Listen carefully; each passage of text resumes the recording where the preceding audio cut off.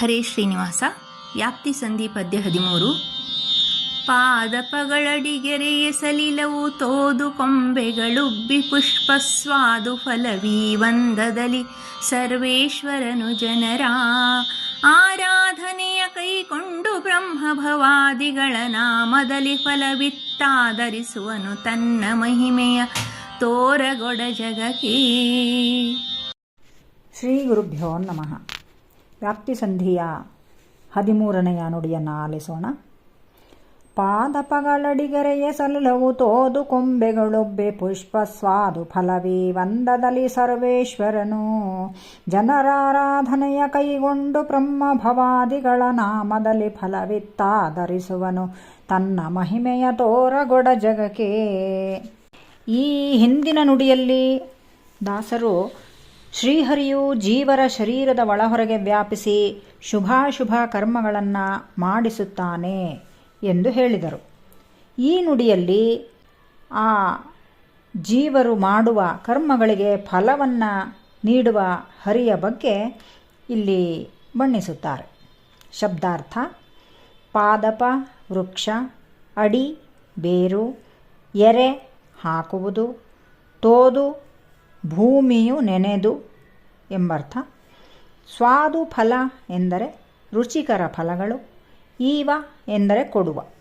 ತಾತ್ಪರ್ಯ: ಯಾವುದೇ ವೃಕ್ಷಗಳ ಅಡಿಗಳಲ್ಲಿ ನೀರೆರೆದರೂ ಅದರಿಂದ ಇಡೀ ವೃಕ್ಷವೇ ಪುಷ್ಟಿಗೊಂಡು ವೃದ್ಧಿಯಾಗಿ ಫಲಪುಷ್ಪಗಳನ್ನು ಹೇಗೆ ನೀಡುವುದೋ ಹಾಗೆ ಸರ್ವೋತ್ತಮನಾದ ಪರಮಾತ್ಮನು ಸಜ್ಜನರು ಮಾಡುವ ಪೂಜೆಯನ್ನು ಸ್ವೀಕಾರ ಮಾಡಿ ವೃಕ್ಷದ ಬೇರಿನಂತೆ ಇದ್ದು ಎಲ್ಲ ದೇವತೆಗಳ ಹೆಸರಿನಿಂದ ಎಲ್ಲರಲ್ಲಿಯೂ ವ್ಯಾಪ್ತನಾಗಿದ್ದು ಫಲ ನೀಡುವವನು ಅವನೊಬ್ಬನೇ. ಆದ್ದರಿಂದ ಅನ್ಯ ದೇವತೆಗಳನ್ನು ಆರಾಧಿಸದೆ ಎಂದರೆ ಮುಖ್ಯವಾಗಿ ಸಕಲರಿಗೂ ಬೇರಿನಂತೆ ಮೂಲ ಕಾರಣನಾಗಿರುವ ಆ ಶ್ರೀಹರಿಯನ್ನೇ ಪೂಜಿಸಿದರೆ ಬ್ರಹ್ಮರುದ್ರಾದಿಗಳಲ್ಲಿರುವ ಹರಿಯು ಉತ್ತಮವಾದ ಫಲಗಳನ್ನು ನೀಡುತ್ತಾನೆ ಎಂಬುದು ಇಲ್ಲಿ ದಾಸರ ಅಭಿಪ್ರಾಯವಾಗಿರುತ್ತದೆ. ತಸ್ಮಿನ್ನಪೋ ಮಾತರಿಶ್ವ ದಧಾತಿ. ಸಕಲ ಜೀವರ ಕರ್ಮಗಳನ್ನು ವಾಯುದೇವರು ಶ್ರೀಹರಿಗೆ ಸಮರ್ಪಿಸುತ್ತಾರೆಂಬುದು ಉಪನಿಷತ್ ವಾಕ್ಯ.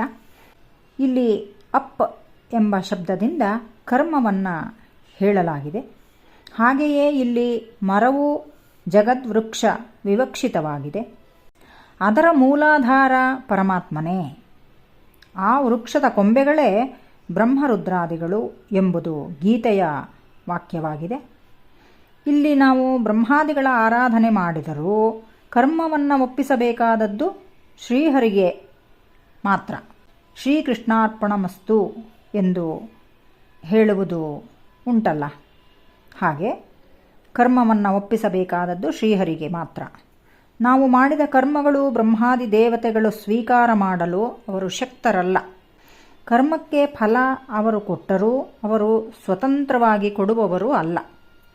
ಅದಕ್ಕೂ ಶ್ರೀಹರಿಯ ಪ್ರೇರಣೆಯೇ ಮುಖ್ಯ. ಇದೇ ರೀತಿ ಈ ನುಡಿಯಲ್ಲಿ ವೃಕ್ಷದ ಕೊಂಬೆ ರೆಂಬೆಗಳಿಗೆ ನೀರನ್ನು ಎರೆದರೆ ಅದು ಕೇವಲ ಶ್ರಮದಾಯಕ. ಹೌದು, ಮೂಲಾಧಾರ ಬೇರಿಗೆ ನೀರನ್ನು ಎರೆಯಬೇಕು.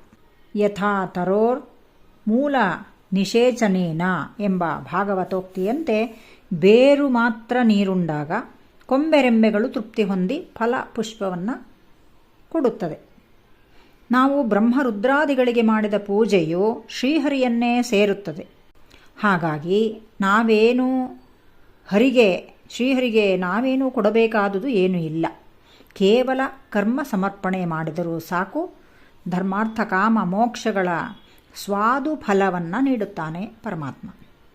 ಏಕೆಂದರೆ ಪೂಜಕನಲ್ಲಿ ಬಿಂಬನಾಗಿ ನಿಂತು ಪೂಜಿಸುವವನು ಅವನೇ, ಪೂಜ್ಯನಾಗಿ ಸ್ವೀಕರಿಸುವವನು ಅವನೇ.